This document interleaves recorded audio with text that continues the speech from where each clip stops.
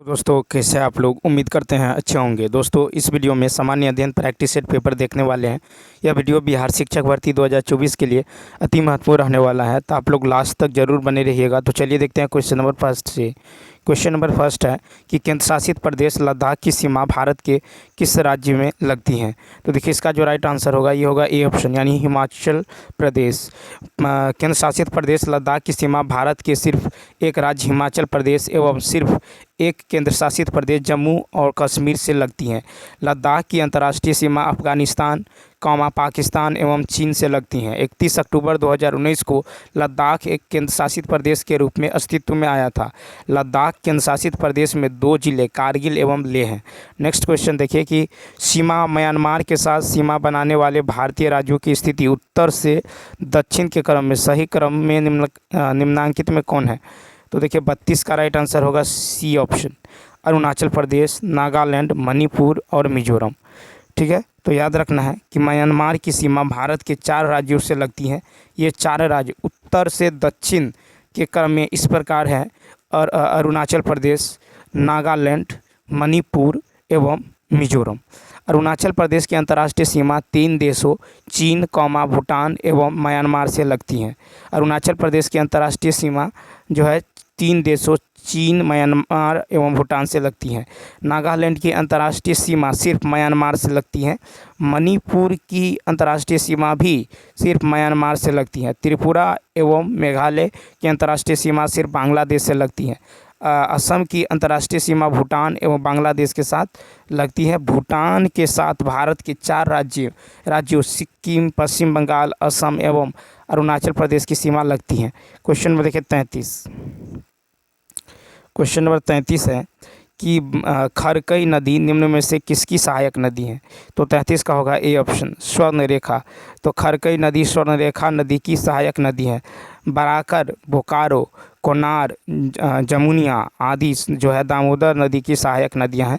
रिहंद जो है उत्तरी कोयल, जोहिला, गोपद, कनहर आदि सोन नदी की सहायक नदियां हैं। नेक्स्ट क्वेश्चन है कि पवना नदी जो है परियोजना किस राज्य में है। B option, Maharashtra. पवना नदी परियोजना महाराष्ट्र राज्य में स्थित है। पवना नदी परियोजना पवना नदी पर महाराष्ट्र राज्य में स्थित है। शिवसमुद्रम परियोजना कावेरी नदी पर कर्नाटक राज्य में स्थित है। उसके बाद है कि हिरकल परियोजना जो है घाट प्रभा नदी पर कर्नाटक राज्य में स्थित है। कोयना परियोजना कोयना नदी पर महाराष्ट्र में स्थित है।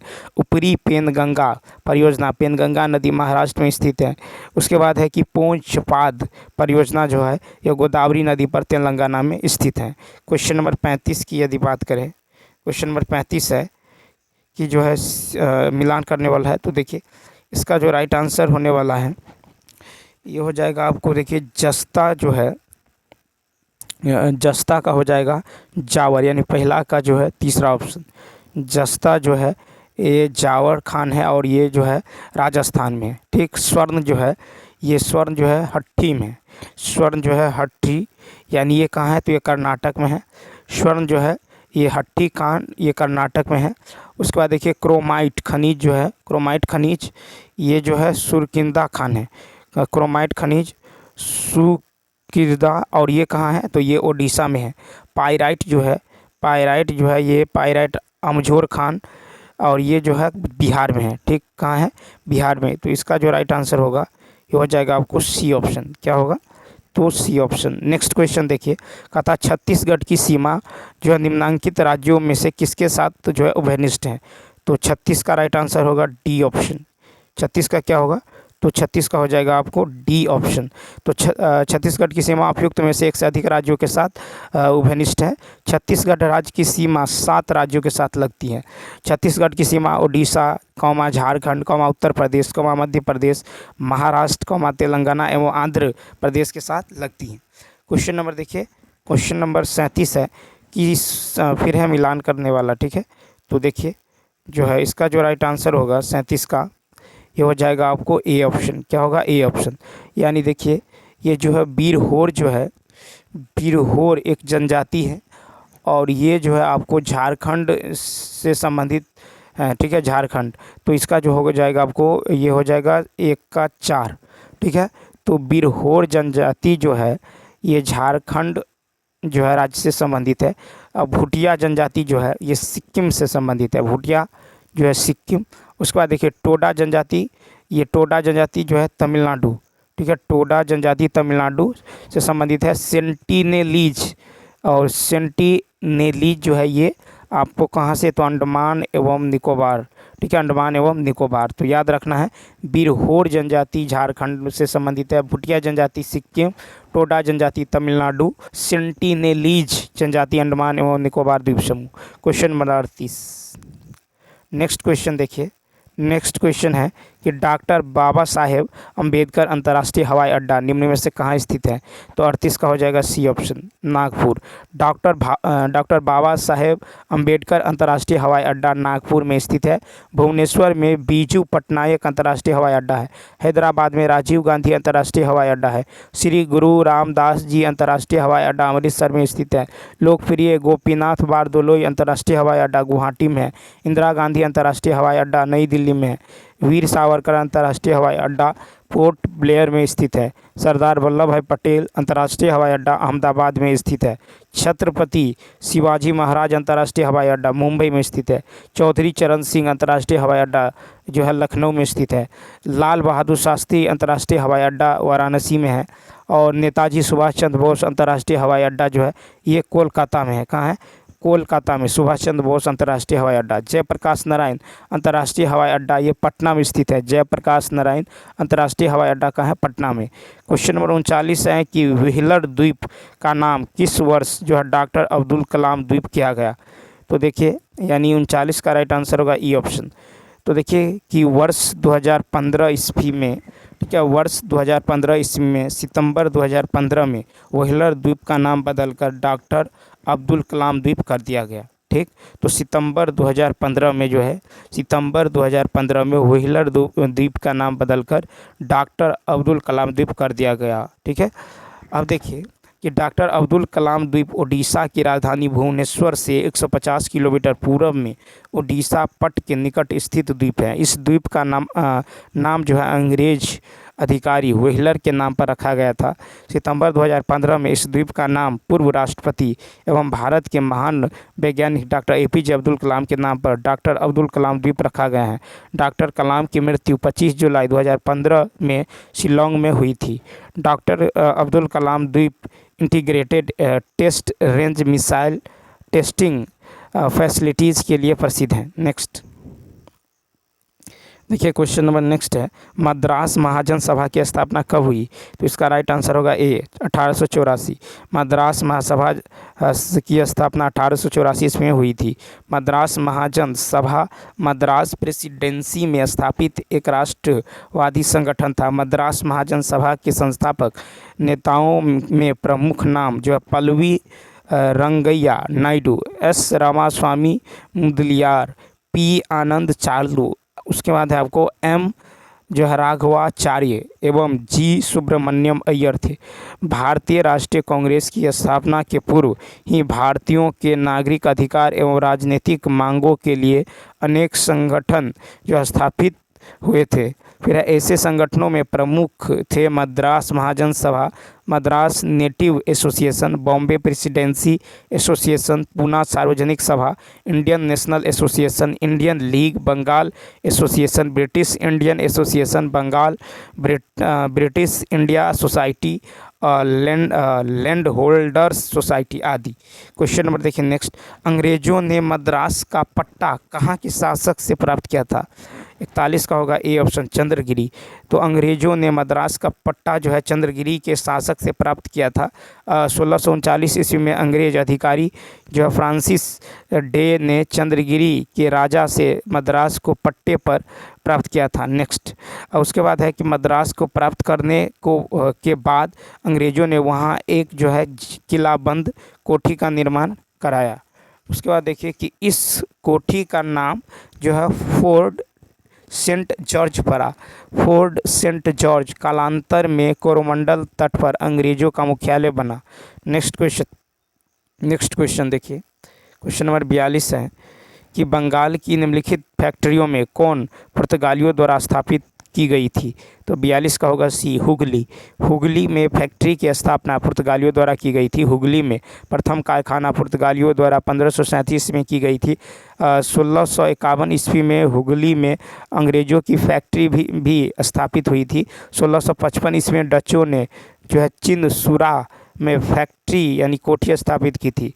चिनसुरा में डच किला को फोर्ट जो है गुस्टवुस कहा जाता था। श्री रामपुर में सर्वप्रथम डेनिसो यानी डेनमार्क ने अपनी फैक्ट्री स्थापित की थी। नेक्स्ट कहता राजा राम मोहन राय द्वारा स्थापित प्रथम संस्था निम्न में कौन थी? तो बी ऑप्शन, आत्मीय सभा। तो राजा राम मोहन राय द्वारा स्थापित प्रथम संस्था जो आत्मीय सभा थी। राजा राम मोहन राय द्वारा आत्मीय सभा की स्थापना 1815 ईस्वी में की गई। उसके बाद है कलकत्ता यूनिटेरियन एसोसिएशन की स्थापना राजा राम मोहन राय द्वारा 1821 ईस्वी में की गई। राजा राम मोहन राय द्वारा ब्रह्मा समाज की स्थापना 28 अगस्त 1828 में की गई और ब्रह्मा सभा को बाद में ब्रह्मा समाज के नाम से जाना गया। नेक्स्ट क्वेश्चन देखिए, क्वेश्चन नंबर 44 है। क्वेश्चन नंबर 44 है कि निम्नलिखित नेताओं ने किसने क्रांतिकारी संगठन अभिनव भारत समाज की स्थापना की? 44 का बी ऑप्शन, विनायक दामोदर सावरकर। तो अभिनव भारत समाज नामक क्रांतिकारी संगठन की स्थापना 1904 में विनायक दामोदर सावरकर द्वारा की गई। 1899 ईस्वी में विनायक दामोदर सावरकर एवं उनके भाई गणेश दामोदर सावरकर ने एक क्रांतिकारी संगठन मित्र मेला की स्थापना जो है नासिक में किया था। 1904 में महाराष्ट्र के विभिन्न जो है कस्बों से आए 200 सदस्यों की बैठक में विनायक दामोदर सावरकर ने मित्र मेला संगठन का नाम बदलकर अभिनव भारत समाज कर दिया। 1906 ईस्वी में विनायक दामोदर सावरकर कानून की पढ़ाई के लिए लंदन चले गए थे। नेक्स्ट तथा संविधान को 26 जनवरी लागू करने का निर्णय इसलिए किया गया क्योंकि? तो देखिए सी ऑप्शन, क्योंकि कांग्रेस ने इस तिथि को 1930 ईस्वी में स्वतंत्रता दिवस के रूप में मनाया था। संविधान को 26 जनवरी के दिन लागू करने का निर्णय इसलिए लिया क्योंकि इसी तिथि को वर्ष 1930 में कांग्रेस पार्टी के द्वारा पहली बार स्वतंत्रता दिवस के रूप में मनाया गया था। 1929 का कांग्रेस का जो वार्षिक अधिवेशन जवाहरलाल नेहरू की अध्यक्षता में लाहौर में हुआ था। 1929 के लाहौर अधिवेशन में यह संकल्प पारित किया गया कि कांग्रेस का अंतिम उद्देश्य पूर्ण स्वराज को प्राप्त करना है। कांग्रेस अधिवेशन 1929 के अध्यक्ष जवाहरलाल नेहरू ने यह भी घोषणा किया था कि अगले 26 जनवरी को प्रत्येक वर्ष अर्थात 26 जनवरी 1930 को जो है कांग्रेस द्वारा स्वतंत्रता दिवस मनाया जाएगा। नेक्स्ट उसके बाद देखिए कि 26 जनवरी 1930 को भारतीय राष्ट्रीय कांग्रेस द्वारा स्वतंत्रता दिवस मनाने के उद्देश्य से देश के विभिन्न जो है हिस्से में रैलियां निकाली गई थी। ब्रिटिश शासन के द्वारा ऐसी रैलियों एवं समारोहों के विरुद्ध कठोरता दिखाई गई। इस प्रकार भारतीय राष्ट्रीय कांग्रेस द्वारा प्रत्येक 26 जनवरी को स्वतंत्रता दिवस जो है वर्ष 1947 तक मनाया गया। फिर है स्वतंत्रता दिवस जो है 1947 तक। फिर देखिए 26 जनवरी की इस ऐतिहासिक महत्व के कारण ही भारतीय संविधान को 26 जनवरी 1950 को लागू किया गया, जबकि भारतीय संविधान तैयार करने का कार्य जो है 26 नवंबर 1949 को ही पूर्ण हो गया। क्वेश्चन नंबर 46 है कि द्वितीय विश्व युद्ध के समय ब्रिटेन के प्रधानमंत्री कौन थे? तो देखिए इसका राइट आंसर होगा बी यानी विंस्टन चर्चिल। द्वितीय विश्व युद्ध के समय जो है ब्रिटेन के प्रधानमंत्री विंस्टन चर्चिल थे। द्वितीय विश्व युद्ध का समय 1939 से 1945 ईस्वी तक था। प्रथम विश्व युद्ध का समय 1914 से 1918 ईस्वी तक था। ब्रिटिश प्रधानमंत्रियों के नाम जैसे देखिए नेविले चैम्बरलेन, ये इसका जो कार्यकाल 1937 से 40 तक। विंस्टन चर्चिल 1940 से 45 तक प्रथम बार। क्लेमेंट इटली ये 1945 से 1951। फिर विंस्टन चर्चिल दूसरी बार 1951 से 55। प्रथम विश्व युद्ध के समय के ब्रिटिश प्रधानमंत्री एच एच एस्कचवर्थ जो 1908 से 1916 तक, ठीक है। एच एच थे। उसके बाद 1908 से कहाँ तक? तो 1916 तक। फिर यह डेविड लायर जॉर्ज ये 1916 से 22 तक थे, 1916 से 22। फिर देखिए क्वेश्चन नंबर जो है 47। क्वेश्चन नंबर 41, क्वेश्चन नंबर जो है 47 देखिए, कहता है ब्रिटिश सरकार ने जो है सैडलर विश्वविद्यालय आयोग जो है कब नियुक्त किया?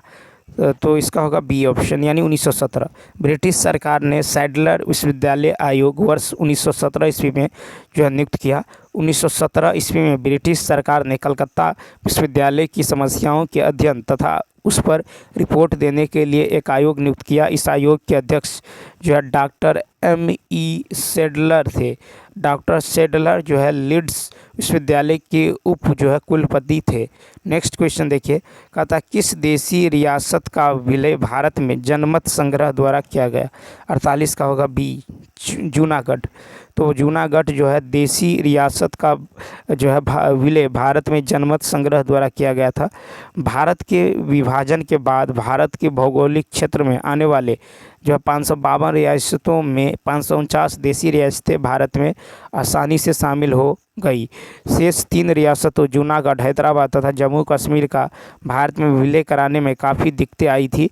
जूनागढ़ की जनमत संग्रह द्वारा हैदराबाद को पुलिस कार्रवाई द्वारा जो है तथा जम्मू कश्मीर को विलय पत्र द्वारा भारत में मिलाया गया था। ब्रिटिश कालीन भारत के अंतिम चरण में देशी रियासतों की कुल संख्या 565 थी। नेक्स्ट क्वेश्चन देखिए, नेक्स्ट है कि विधान परिषद के संबंध में सही तथ्य को पहचान दें, डी ऑप्शन। तो देखिए कि ये हो जाएगा आपको, विधान परिषद को भंग नहीं किया जा सकता, अर्थात इस सदन का कोई कार्यकाल नहीं होता। किसी राज्य में विधान परिषद के सृजन या किसी राज्य से विधान परिषद का समाप्त किया जा सकता है। किसी विधान परिषद में सदस्यों की कुल संख्या उस राज्य के विधान सभा की कुल सदस्यों की संख्या के 1/3 से अधिक नहीं हो सकती, परंतु विधान परिषद की कुल जो है सदस्य संख्या 40 से कम नहीं हो सकती। विधान परिषद राज्य विधायिका का उच्च सदन एवं द्वितीय सदन होता है। विधान परिषद सदस्य का कार्यकाल 6 वर्ष का होता है। विधान परिषद की सदस्यता के लिए न्यूनतम आयु 30 वर्ष निर्धारित है। नेक्स्ट क्वेश्चन देखिए, क्वेश्चन नंबर देखिए 50 है कि एस्टेट ड्यूटी के अर्थ के लिए निम्न में से कौन सा विकल्प सही है? 50 का सी ऑप्शन। किसी व्यक्ति की मृत्यु के बाद उसके संपत्ति हस्तांतरण पर लगने वाला कर। तो किसी व्यक्ति की मृत्यु के बाद जो है उसकी संपत्ति के हस्तांतरण के समय जो कर उस पर समाप्ति पर लगाया जाता है, ठीक है, संपत्ति पर लगाया जाता है, उसे एस्टेट ड्यूटी कहते हैं। भारत में एस्टेट ड्यूटी का अस्तित्व 1953 से 1985 ईस्वी तक था। वर्तमान में भारत में एस्टेट ड्यूटी नहीं है। क्वेश्चन नंबर देखिए 51। क्वेश्चन नंबर 51 है 5 निरंतर संख्याओं का औसत 15 है, इनमें सबसे बड़ी संख्या। तो 51 का राइट आंसर हो जाएगा आपको। तो देखिए जो है ये हो जाएगा 5 निरंतर जो है संख्याओं का औसत 15 है, तो इनमें सबसे बड़ी संख्या तो मान लेते हैं एक है x, एक संख्या x+1, एक है x+2, ठीक है, x+3 और क्या है x+4 है, ठीक, क्या है x+4। अब देखिए तो यहाँ पे औसत यदि 15 है तो टोटल कितना होगा, और 5 संख्या है तो 15 × 5 यानी 15 × 5 = 75, ठीक है। तो टोटल हो जाएगा आपको कितना, 75 हो जाएगा। या नहीं तो ऐसे भी बना सकते हैं, यदि देखिए औसत 15 है तो 2 इधर छोड़ देंगे और 2 इधर छोड़ देंगे, बीच में क्या बचा x+2, और x+2 बराबर क्या हो जाएगा 15। चूँकि ये औसत है तो x का मान कितना निकलेगा 13, x का मान कितना निकलेगा 13 निकल जाएगा। अब देखिए सबसे बड़ी संख्या कह रहा है तो सबसे बड़ी संख्या x+4, तो 13 + 4 कितना होगा, 13 × 4 = 17, कितना होगा 17, यानी इसका राइट आंसर होगा सी ऑप्शन। अब चलिए देखते हैं नेक्स्ट क्वेश्चन।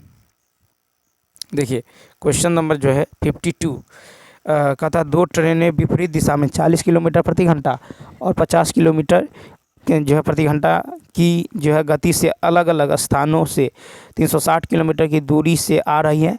कितने घंटे बाद दोनों जो है एक दूसरे को मिल जाएगा? अब विपरीत दिशा में है तो देखिए समय बराबर क्या होता है, तो मिलने में लगा समय कुल दूरी बट्टा सापेक्ष चाल, तो कुल दूरी जो है आपको है 360, ठीक, और विपरीत दिशा में चाल जुट जाएगा तो 40 प्लस कितना होगा 50, 40 + 50 यानी ये हो जाएगा 90, कितना होगा 90, 0 से 0 कट जाएगा, 9 × 4 = 36, तो कितना समय लगेगा 4 घंटा, यानी बी ऑप्शन, 4 घंटा यानी बी ऑप्शन।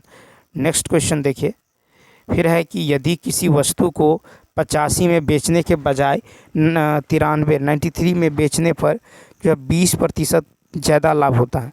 ठीक है, वस्तु का क्रय मूल्य जो है क्या है। ठीक है, 20% का ज़्यादा लाभ होता है।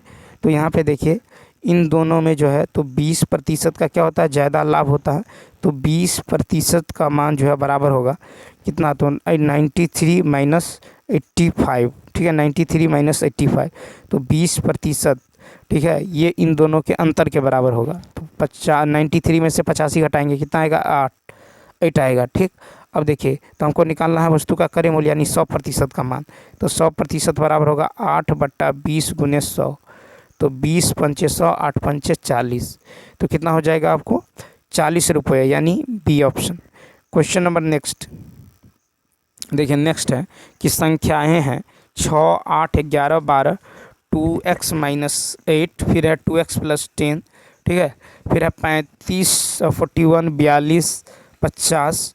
ठीक है, फिर कहता है क्रम में लिखी गई है, यदि उनके माध्यिका 25 है तो संख्या बताइए। अब देखिए माध्यिका की यदि बात करें तो यहाँ पे जो है ये जो है आरोही क्रम में है। तो यहाँ पे गिन लीजिए कितना है, 1 2 3 4 5 6 7 8 9 10। ठीक है, 10 यदि है तो 4 इधर छोड़ दीजिए।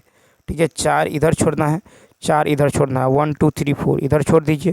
अब देखिए तो इन दोनों को जोड़ के 2 से भाग दीजिए, यानी 2x कितना होगा 4x, फिर -8 प्लस 10 तो कितना होगा 2 बट्टा 2, यही माध्यिका होगा। ठीक है, माध्यिका होगा, ये कितना दिया है 25। ठीक, तो ये हो जाएगा 4x प्लस 2 बराबर 50। ठीक है, तो ये 4x बराबर कितना होगा 48, 2 कट जाएगा तो ये कट जाएगा, तो x का मान कितना आएगा 12। कितना आएगा, तो x का मान आपको निकल जाएगा 12। ठीक है, तो माध्यिका x का मान 12 निकल गया, तो हमको निकालना है तो संख्याओं का माध्य। तो चलिए देखते हैं। तो ये हो जाएगा आपको 12 दूनी 24 माइनस 8, 12 दूनी 24 माइनस 8 करेंगे तो यहाँ पे हो जाएगा 24 माइनस 8। ठीक है, यानी कितना होगा 16। ठीक है, कितना हो जाएगा, तो 16 हो जाएगा। यहाँ पे देखिए x का मान कितना 12, तो 12 दूनी 24 प्लस 10 कितना होगा 34, 24 प्लस 10 होगा 34।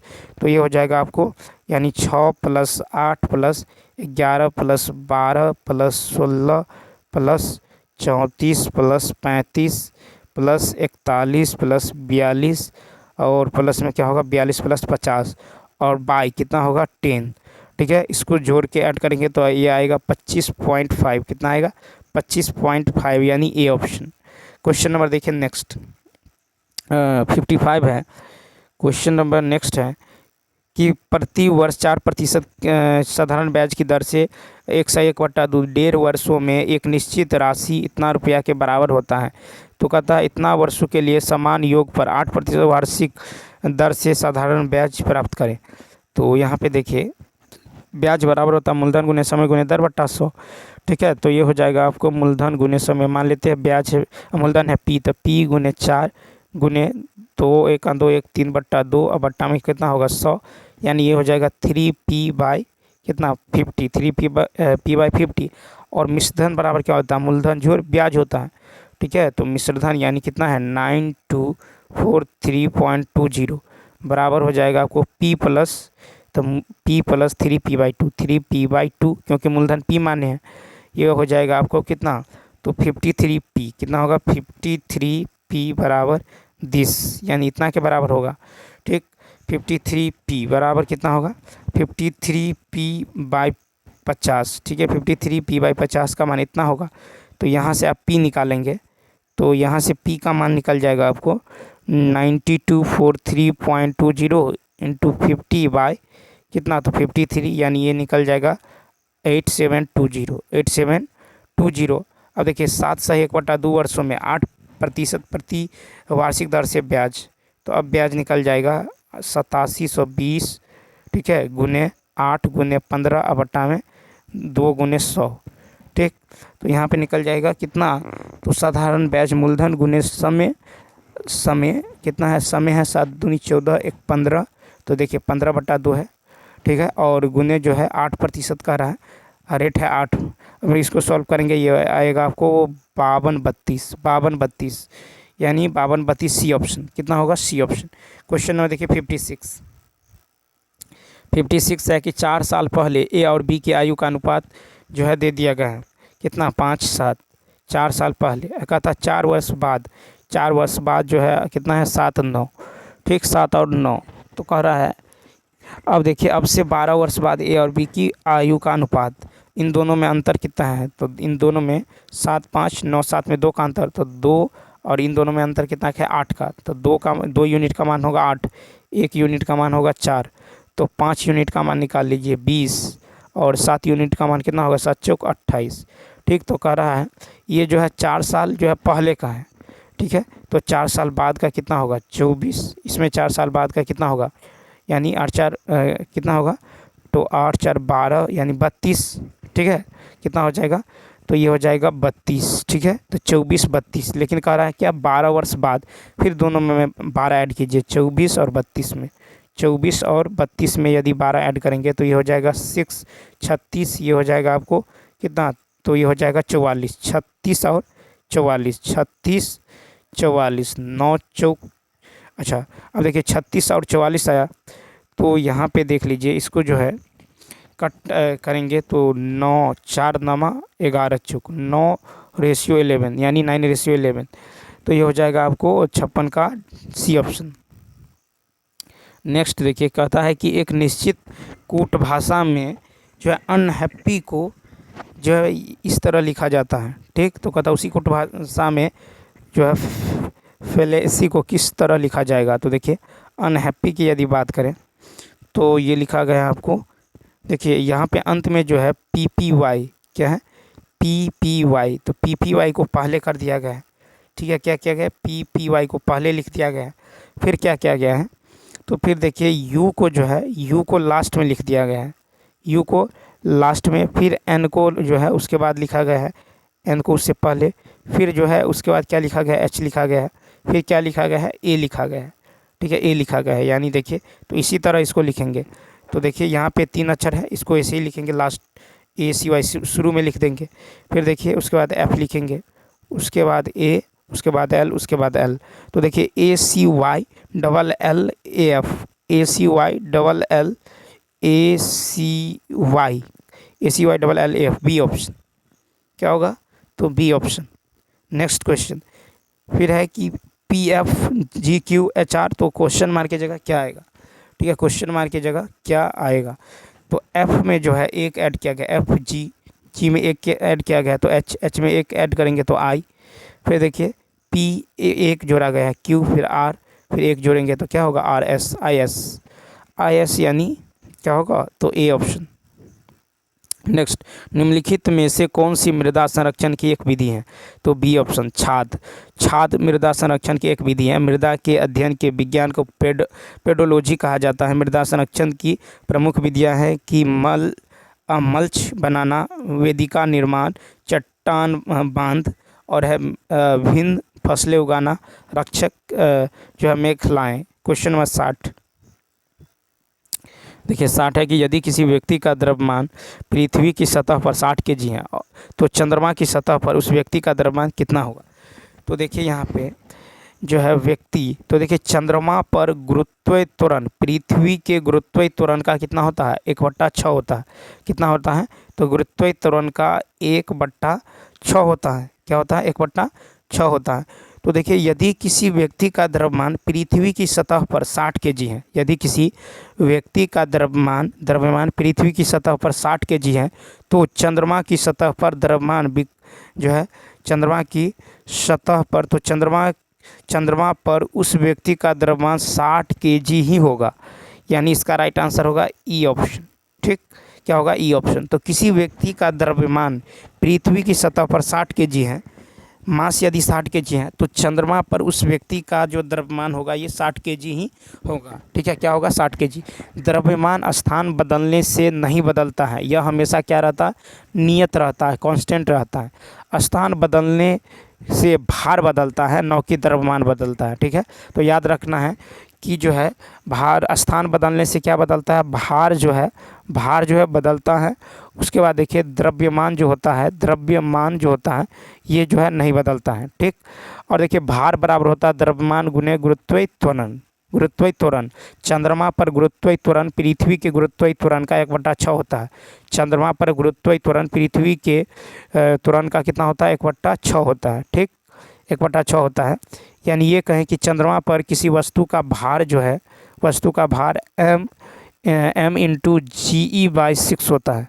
ठीक है, m/GE/6 होता है। यानी चलिए उसके बाद देखिए कि गुरुत्वीय त्वरण स्मॉल g का मान जो होता है, गुरुत्वीय त्वरण का मान होता है, गुरुत्वीय त्वरण ये होता है आपको कैपिटल G कैपिटल M/r²। ठीक, नेक्स्ट क्वेश्चन। उसके बाद देखिए क्वेश्चन नंबर 61 है, निम्नलिखित में से कौन सी जो है बेंजीन अणु की संरचना है? बेंजीन की सही संरचना है तो ए ऑप्शन क्या होगा? A option. तो इस तरह से होता है। ठीक है, तो इस तरह से होता है। ठीक है, यानी सॉरी देखिए ये जो है इस तरह से बन जाएगा आपको। ठीक है, यहाँ पे होगा, उसके बाद एक छोड़ के एक होता है। ठीक, देखिए बेंजीन जो है एरोमेटिक हाइड्रोकार्बन का पिता है। ठीक है, बेंजीन जो है एरोमेटिक हाइड्रोकार्बन का पिता है। यह काल्पनिक यौगिक जिसके अणुओं में एक बेंजीन वलय पाया जाता है एरोमेटिक यौगिक कहलाता है। बेंजीन का सूत्र जो है C6H6 होता है और बेंजीन का आविष्कार 1825 में फैराडे ने किया था। बर्थेलो ने जो है बेंजीन का सर्वप्रथम संश्लेषण किया था। बेंजीन के जो है प्रमुख गुण है कि यह रंगहीन एवं विशेष गंधयुक्त यौगिक है। यह जल में अविलेय परंतु कार्बनिक विलायकों में विलेय होता है। क्वेश्चन नंबर देखिए नेक्स्ट की यदि बात करें, नेक्स्ट है कि कौन सा हाइड्रोकार्बन समूह CnH2n के सामान्य सूत्र का अनुसरण करता है? तो इसका राइट आंसर होगा सी, एल्कीन। तो एल्कीन जो है हाइड्रोकार्बन समूह का सामान्य सूत्र CnH2n है। हाइड्रोकार्बन कार्बन एवं हाइड्रोजन से बने यौगिक होते हैं। हाइड्रोकार्बन मुख्य रूप से 2 प्रकार के होते हैं, संतृप्त जो है हाइड्रोकार्बन और दूसरा होता है असंतृप्त हाइड्रोकार्बन।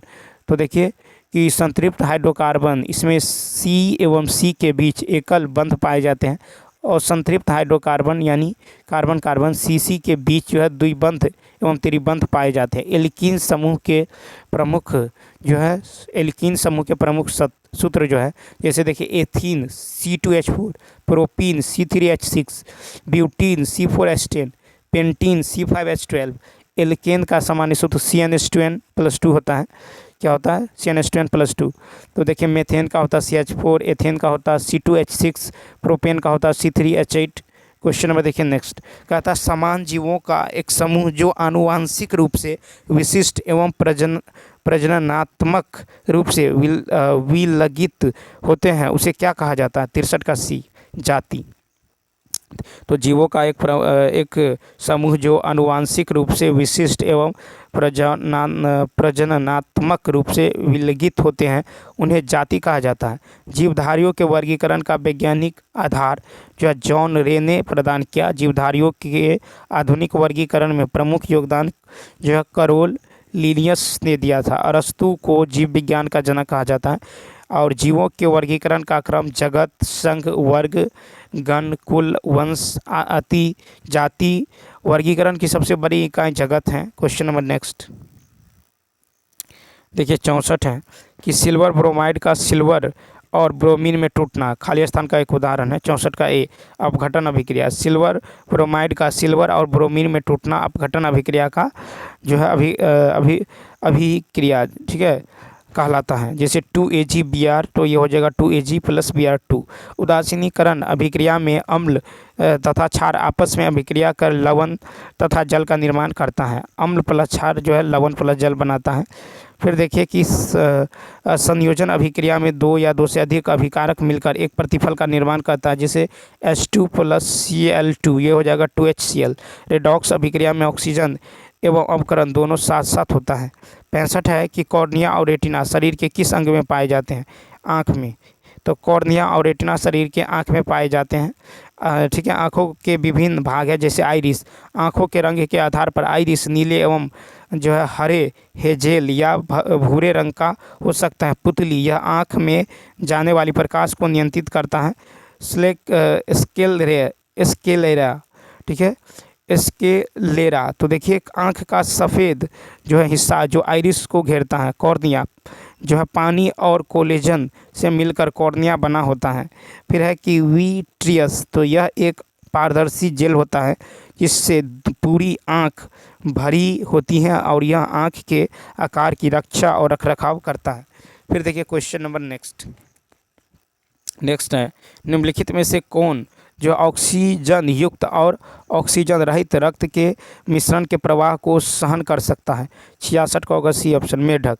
तो मेढक जो है ऑक्सीजन युक्त और ऑक्सीजन रहित रक्त के मिश्रण के प्रवाह को सहन कर सकता है। उभयचर वर्ग में लार्वा अवस्था में श्वसन क्लोम द्वारा और वयस्क जंतु में फेफड़े, त्वचा तथा मुख गुहा द्वारा होता है, लेकिन किसी किसी जंतु में वयस्क अवस्था में भी श्वसन क्लोम द्वारा होता है। उभयचर वर्ग में अधिकांशतः परिवर्धन के समय एक लार्वा बनता है जिसे जो है टेडपोल लार्वा कहते हैं। मत्स्य वर्ग में केवल अशुद्ध रक्त ही पंप करता है। मेढक जो अन्य तापी में जंतु होते हैं, यानी 66 का सी ऑप्शन। अब चलिए देखते हैं नेक्स्ट। कहा था जुलाई 2023 में लंदन में आयोजित विंबलडन, ठीक है, विंबलडन 2023 में किस टेनिस खिलाड़ी ने पुरुष एकल का खिताब जीता है? तो देखिए 67 का होगा बी ऑप्शन, कार्लोस अल्काराज। तो जुलाई 2023 में लंदन में आयोजित विंबलडन 2023 में कार्लोस अल्काराज ने पुरुष एकल का खिताब जीत लिया है। ठीक है, किसने? तो ये जीता है आपको कार्लोस अल्काराज ने 2023 लंदन में।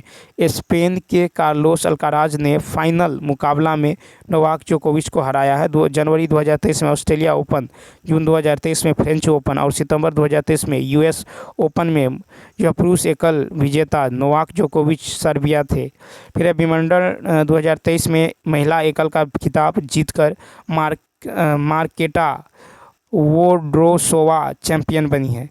विंबलडन महिला एकल विजेता को जो है वीनस रोजवाटर डिस्क ट्रॉफी से सम्मानित किया जाता है। सितंबर 2023 में यूएस ओपन महिला एकल का खिताब कोको गॉफ ने जीती हैं। फ्रेंच ओपन को जो है रोलेड गैरोस टूर्नामेंट भी कहा जाता है। ऑस्ट्रेलियन ओपन महिला एकल विजेता को जो है डाफ्ने अकुस्ट मेमोरियल कप का अवार्ड दिया जाता है। नेक्स्ट है कि 23 अगस्त 2023 को लॉन्च चंद्रयान 3 के लैंडिंग साइट का नाम प्रधानमंत्री नरेंद्र मोदी द्वारा इसरो की टीम से संबोधित करने के लिए रखा जाता है। तो बी ऑप्शन, शिव शक्ति। 23 अगस्त 2023 को लॉन्च चंद्रयान 3 के लैंडिंग साइट का नाम शिव शक्ति रखा गया है। 22 जुलाई 2019 को लॉन्च चंद्रयान 2 का लैंडिंग साइट का नाम तिरंगा रखा गया था। हालांकि सफलतापूर्वक सॉफ्ट लैंडिंग नहीं होने के कारण यह अभियान पूर्ण सफल नहीं हो सका। 22 अक्टूबर 2008 को लॉन्च चंद्रयान फर्स्ट का लैंडिंग साइट का नाम जवाहर पॉइंट रखा गया है। नेक्स्ट, 17 अगस्त 2023 को कहां से राष्ट्रपति द्रौपदी मुर्मू द्वारा INS विंध्यगिरी का उद्घाटन किया है? तो ए ऑप्शन, कोलकाता। क्या होगा? तो 17 अगस्त 2023 को कोलकाता से राष्ट्रपति द्रौपदी मुर्मू द्वारा INS विंध्यगिरी का उद्घाटन किया गया है। कोलकाता स्थित गार्डन रीच जो है ship builders and engineering limited द्वारा INS विंध्यगिरी का निर्माण किया गया है। इससे पूर्व नीलगिरी, हिमगिरी, उदयगिरी, दूनागिरी और तारागिरी को 2019 से 2022 के बीच लॉन्च किया जा चुका है। 1 सितंबर 2023 को Mazagon dock ship builders limited Goa में विकसित INS महेंद्रगिरी लॉन्च किया गया है। नेक्स्ट 70 है कि किस देश ने पहले वैश्विक बौद्ध सम्मेलन की मेज़बानी की है? B option, Bharat. तो भारत जो है वैश्विक बौद्ध सम्मेलन की मेज़बानी भारत ने अप्रैल 2023 में की है। यह जो है दर्शन शास्त्र से अभ्यास तक समकालीन चुनौतियों का जवाब विषय पर आधारित था। तो चलिए दोस्तों, इस वीडियो में इतना ही। यदि यह वीडियो अच्छा लगा हो तो लाइक, शेयर और सब्सक्राइब करना न भूलें। साथ ही साथ कॉमेंट करके बताइए यह वीडियो आपको कैसा लगा। तो चलिए मिलते हैं नेक्स्ट वीडियो में। Thanks for watching.